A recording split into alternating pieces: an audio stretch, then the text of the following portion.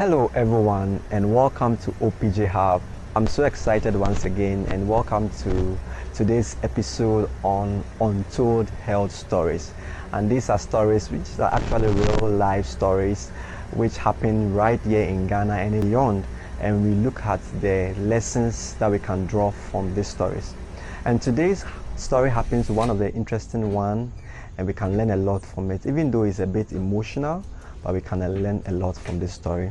So follow me as I read through the story, and then at the end I'll give my perspective, my medical perspective, and also my own personal opinion about this topic. And I hope you are going to enjoy every bit of it.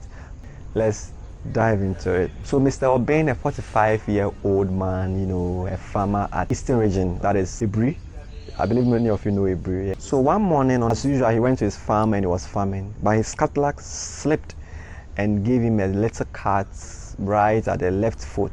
Okay, so as a farmer, this is not the first time you have had a cut, so he just took it as one of his normal stuff. So obviously he just rinsed it with water, and then he used a piece of cloth to tie that place, and then he went back to work.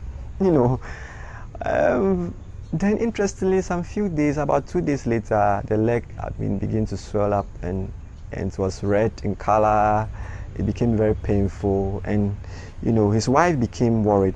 The wife told Mr. Obeng that, please, I want you to go to the clinic. This is not the normal, usual pain that usually happens. So I want you to go to the clinic. But then, a farmer who knows his crops and knows the herbs, he told the wife not to worry because he will prepare some herbs and he will be fine.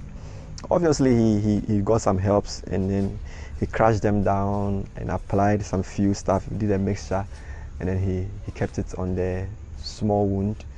And week passed, the wound actually got worsen and worsen and worsen, and so the leg now began to turn dark, and then it also had some bad smell.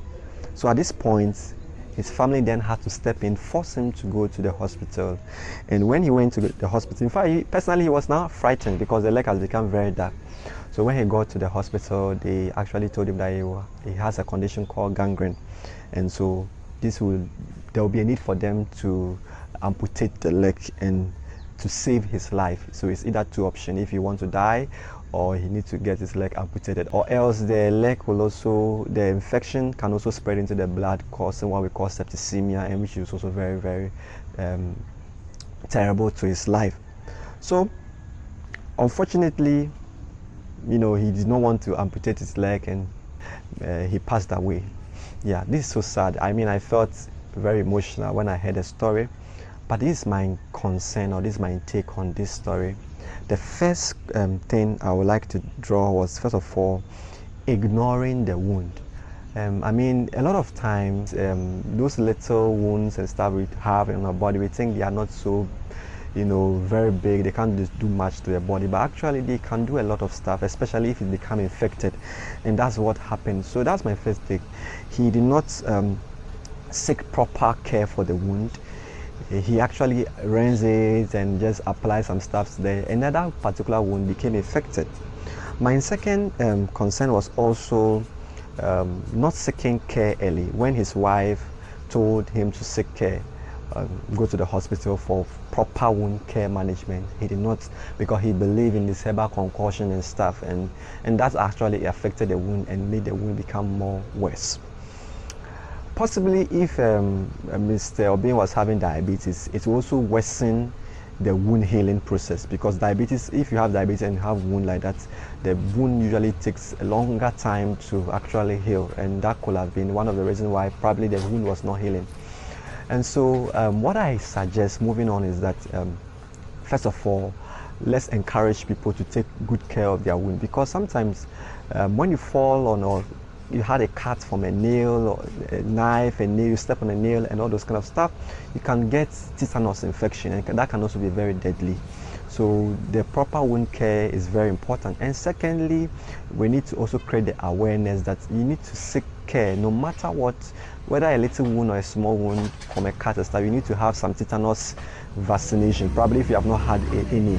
And the third thing I would like to draw to the fact is that, looking at his age, we need to also check, we regularly check our blood sugar, because if he's having diabetes, that could be the reason why the wound did not heal on time. And I believe this, with this done, the Obin wouldn't have died. Kindly drop your comment in the comment section. Probably if you have a similar experience, or you know a family member who also had same experience, you can drop it in the comment section. Or you have a very interesting untold stories, you can leave it in the comment section. That we'll all take note of it and pick the lessons out of it. I hope you enjoyed today's story. Don't forget to like this video and leave your comment as usual. Click the notification bell to always get updated, and then see you in the next episode.